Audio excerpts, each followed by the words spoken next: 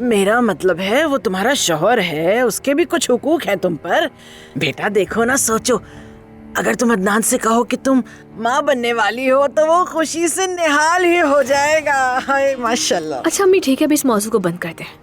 और क्या एक बच्चा पैदा करना इतना आसान लगता है आपको? हाँ हाँ यकीनन बहुत आसान है, क्यों नहीं होगा, बिल्कुल होगा। तुम दोनों सेहतमंद हो। हाँ सेहतमंद तो है। मैं महीनों कोमा में रही, दोबारा होश में आना ही एक मौत सा है। आप कैसे कह सकती हैं शायद मैं माँ ही न बन सकूं? तो इस्तग़फ़ार, अल्लाह ना करे ऐसा कुछ हो बेटा। अगर ऐसा होता तो डॉक्टर जरूर बताता। तुम फिक्र ना करो, तुम माँ जरूर बनोगी। ऐसे वहम मत लाओ दिल में, वहम लाने से कुछ नहीं होता। चलो अब तुम आराम कर लो मेरी बच्ची, और मेरी बात पे जरूर गौर करना। जब तक मैं यहाँ पर हूँ फिक्र करने की कोई जरूरत नहीं, ठीक है? तुम्हारी माँ अभी जिंदा है, सब संभाल लूंगी मैं मेरी बच्ची। और जो नुस्खा मैंने तुम्हें बताया है ना, उस पे जरूर अमल करना। शाबाश।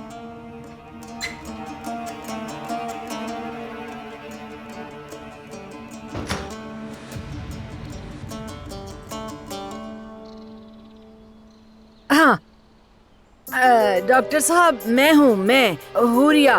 वो आपकी पेशेंट है ना जमरुद, उसकी माँ हुरिया जी। अच्छा जी जी, मुझे कुछ पूछना था आपसे। जी वो मेरी बेटी बड़ी अजीब बातें सोचती है। हाँ वो कहती है कि वो इतने अरसे कोमा में रही इसलिए वो माँ नहीं बन सकती शायद कभी। मैं बस आपसे पूछना चाह रही थी कि ऐसा होता है? हाँ डॉक्टर साहब, मुझे तो कुछ समझ नहीं आ रहा उसे क्या हो गया है। वो तो मेरी बात भी नहीं सुनती डॉक्टर साहब। हाँ